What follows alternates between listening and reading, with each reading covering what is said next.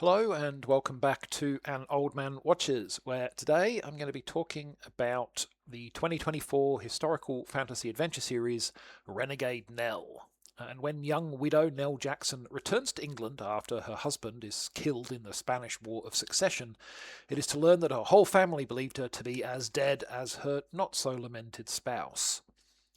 In truth, however, not only is Nell quite thoroughly alive, but she's come back changed in some way. In moments of great peril, Nell now gains inexplicable superhuman powers, such as immense strength and the ability to deflect musket balls with her bare hands. At least initially, Nell doesn't know where these powers come from, but she's not shy about using them when she perceives an injustice being done to her family.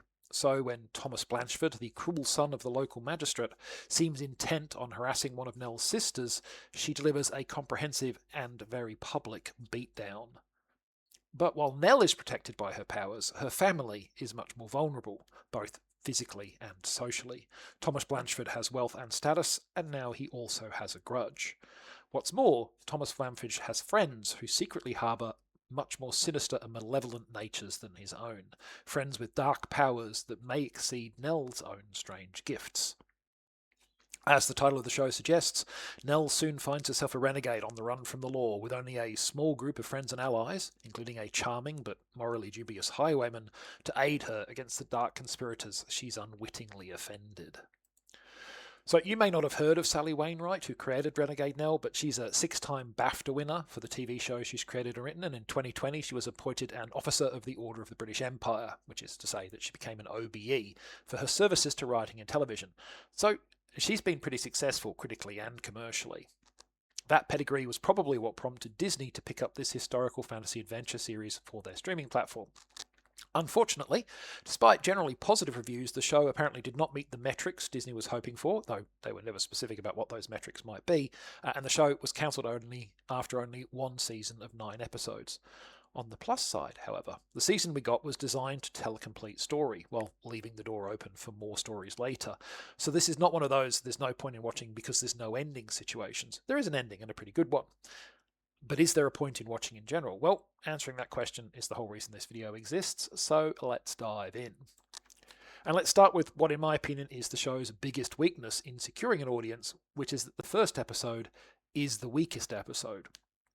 And I think this is primarily a structural issue.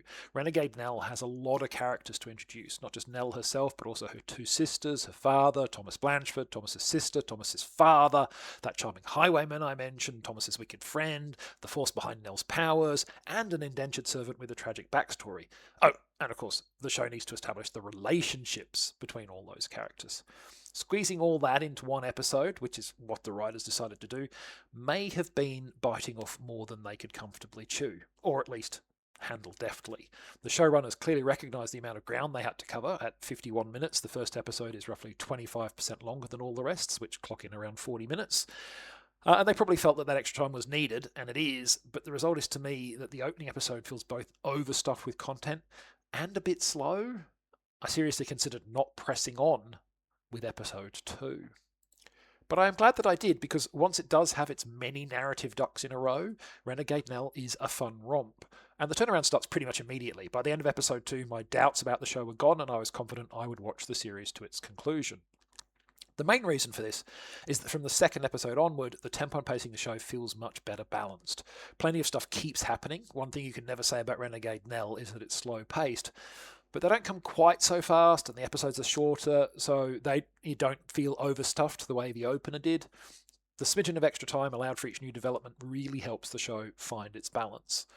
I also like that the events and diversions of the show, while many and numerous and moving in directions that I didn't always expect, all felt solidly connected to the Nell and to her conflict with Thomas Blanchard. So it's well done stuff.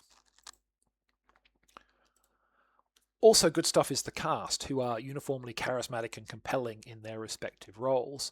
Nick Mohammed, aka Nate the Great from Ted Lasso, is probably the best known face, especially to US audiences, but though he's likeable as always, I want to give particular kudos elsewhere.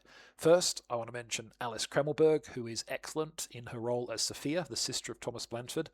Now, She's probably helped here by having the show's most layered role. Sophia is more intelligent and more principled than her rather callow brother, but she's also more determined and pragmatic than him as well.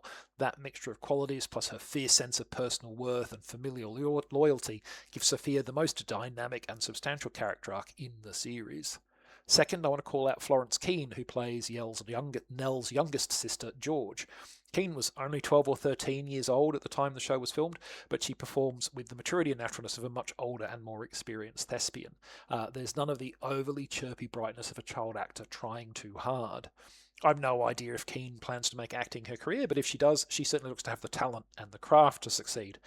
All she's going to need on top of that now is luck. So yeah, overall, Renegade Nell is a fun show that comes to a satisfying conclusion. If you feel like a fantastical historical adventure, you should certainly give it a try. Next time, the franchise launching 1976 horror film The Omen, which hit US cinemas almost exactly 50 years ago. But that is next time. Until then, thanks for watching. I hope you've enjoyed it. And if you've seen Renegade Nell, let me know what you thought of it.